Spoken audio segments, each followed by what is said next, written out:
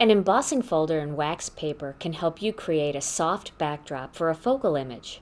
This technique works beautifully with many of the images in the new Springtime Silhouettes Stamp TV kit. Let me show you the tools and products you're going to need to do this technique. First, you're going to need some ink pads, and I have a variety here. I'm going to stamp my focal image using the Memento Tuxedo Black. And then I'm going to apply some color using two Memento Dewdrops. I have Desert Sand and Angel Pink. And then, on top of that, I'm going to use a little bit of the Tim Holtz Distress ink in Spun Sugar. I also have one of the rubber stamps from the new Springtime Silhouettes Stamp TV kit, and the one I'm using is this dress form. And it's a nice vintage stamp. It's a little bit bold, but it's still delicate. You're also going to need some cardstock, and I'm using a piece of the Gina Designs Pure Luxury 120-pound heavy base weight cardstock. You're going to need something to cut out your image, and I'm using one of the petite ovals, the Nestabilities Petite Ovals. And you're going to need a piece of wax paper. Now, I'm just using regular wax paper that you can buy in your grocery store. And what I've done here is I've cut this down to measure about 6 inches by 4 3/4 inches. And it doesn't matter if it's a little bit bigger than your embossing folder. That won't matter because you're only using a certain portion of it anyway. And then I've chosen a Cuttlebug embossing folder. Another thing that you're going to need is an iron. And I just have a regular iron here, and I have no water in it because you don't want to have any steam with this technique. I'm going to start by inking up my rubber stamp using some of the Memento Tuxedo Black ink.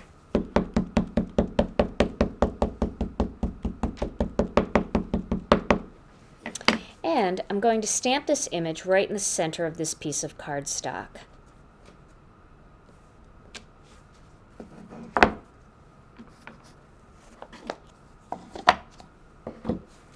Then I'm going to turn on my iron, let it heat up a little bit. You want it to get nice and hot, so I have my iron set all the way on high.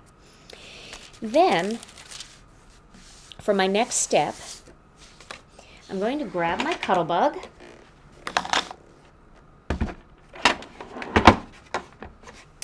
and my waxed paper and my embossing folder. And I'm just going to place this embossing folder, this wax paper, inside the embossing folder.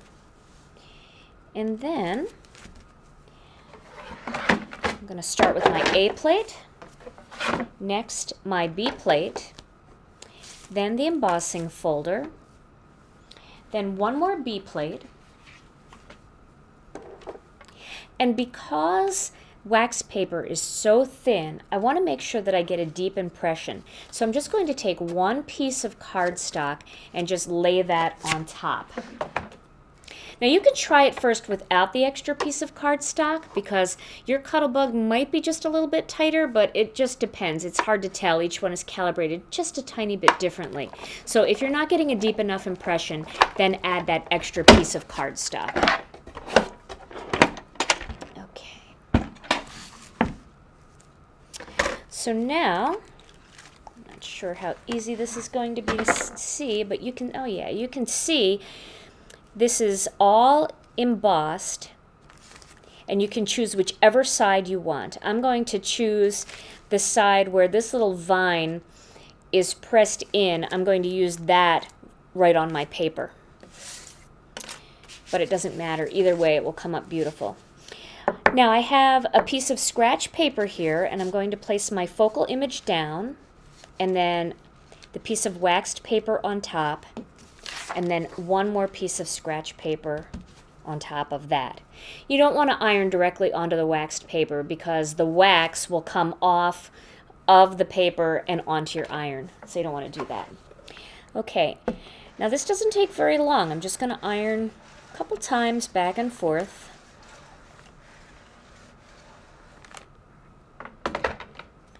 And because I'm moving very quickly, I can do it right on my tabletop, but if you feel more comfortable, you can use your ironing board to do that. You may want to have something a little bit stiff underneath, though, just to make sure that the paper doesn't move around and crinkle. Okay, so now I'm pulling that wax paper off, and giving it just a second to cool. Straighten it out a little bit. And my next step is going to be to cut this image out using the Cuttlebug.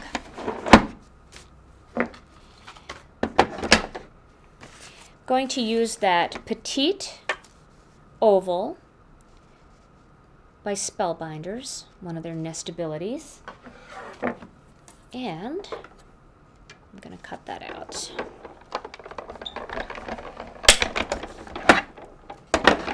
Then I'm going to flip it over, pull away the excess, and I'm going to emboss it to make that oval impression, and that gives it that nice little ridge that goes around the outside. So for that one, I need 2 B plates, the rubber mat, and a piece of chipboard.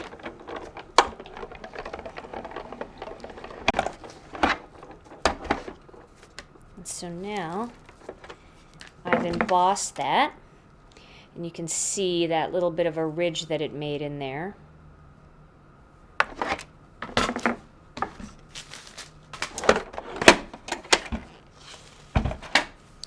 Now, working again on a piece of scratch paper, I'm going to take that out of the die, and I'm going to work directly onto this focal image.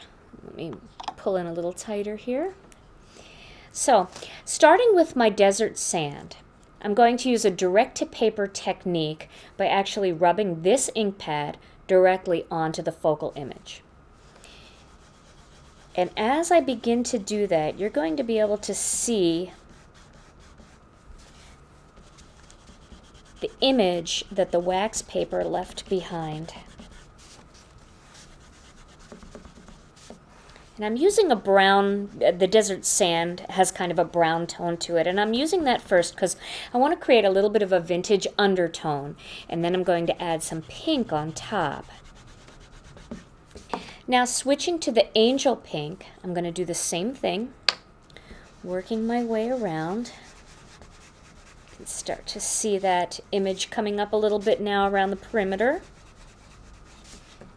And now my final color is going to be some of the Tim Holtz Distress ink in the spun sugar. And just kind of rubbing that around, and that'll give it much more of a pink tone. And what's nice about this too is it really accents that embossed rim around that oval as well. My final step is to take a piece of paper towel, and I'm just going to rub over the surface of my focal image, and that's going to remove any ink that was stuck onto the wax, because that ink won't dry. That'll just lay on top of the wax. So you want to make sure that you rub all of that away. You can see that on my paper towel.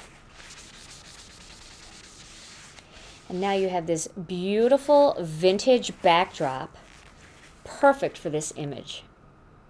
Here's my finished card project. And as you can see, all I've done here is added a little bow that I made using some of the ribbon from the new Springtime Silhouette Stamp TV kit. I used the Bow Easy to create that double looped ribbon, and I glued that on with a glue dot. And then I put the whole focal image on top of a petite scalloped oval. And then for my background here, I used the same Cuttlebug folder just on the white cardstock. Did a little bit of layering with the black and set the whole thing off using white and one of the images, one of the greetings from the new Springtime Silhouette Stamp TV kit.